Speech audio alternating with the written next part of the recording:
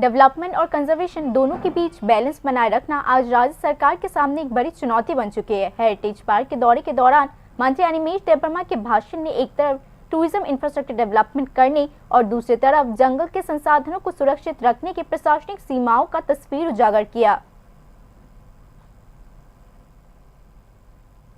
Circuit house से सटे heritage park का दौरा किया। दौरे के दौरान मंत्री के भाषण ने एक बार फिर राज्य के दो अहम मुद्दे जंगल के संरक्षण और टूरिज्म इंफ्रास्ट्रक्चर डेवलपमेंट को चर्चा के केंद्र में ला दिया है।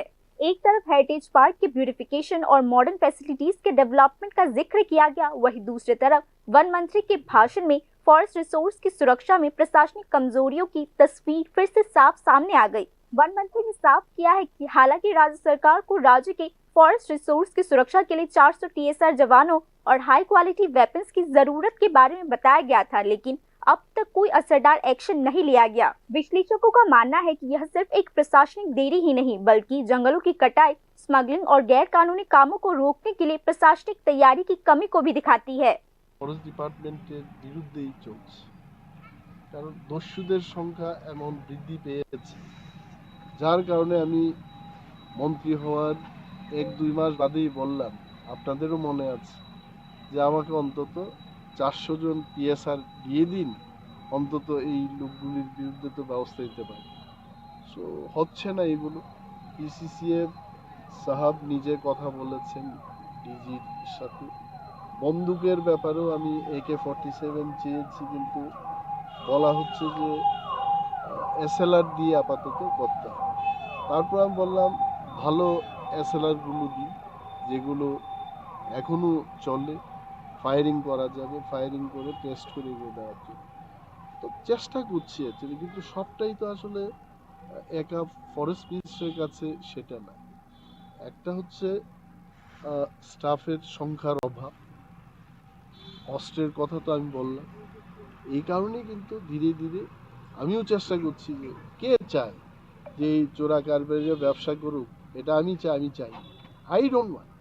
কিন্তু মোকাবেলা করতে গিয়ে দেখা গেল ফরেস্টাররা এই মাফিয়াদের হাতে পিটামোড়া খাচ্ছে।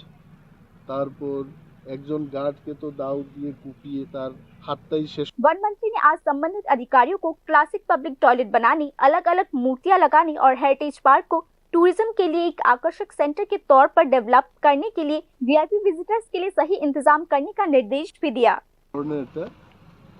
পাবলিক ক্লাসিক একটা টয়লেট নির্মাণের জন্য ভিজিটার্সদের জন্য আমি আজকে বলে গেলাম যে এটা করতে হবে এখানে, কারণ এত সুন্দর একটা পার্কের মধ্যে if they don't have good toilets, how visitors where they will go, এটা হবে একটা।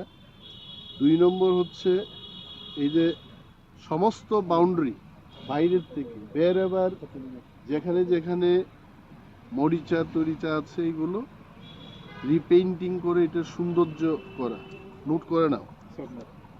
দেন আই ওয়ান্ট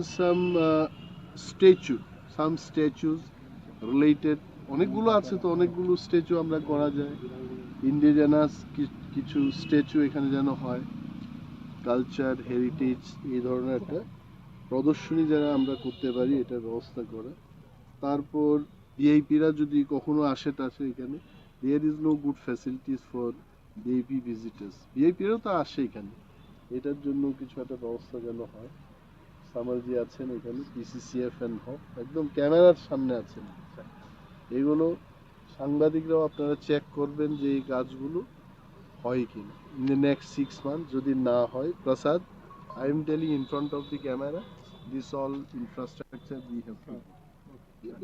हालांकि मंत्री अनिमेष देबबर्मा ने अधिकारियों को 6 महीने की डेडलाइन दी है, लेकिन पिछला अनुभव बताता है कि प्रोजेक्ट को लागू करने की डेडलाइन को पूरा करना अक्सर एक चुनौती बन जाती है। कुल मिलाकर हेरिटेज पार्क के दौरे पर मंत्री की बातों ने राज्य के डेवलपमेंट प्लान के अच्छे पहलुओं के साथ साथ प्रशासनिक देरी पर भी रोशनी डाली है।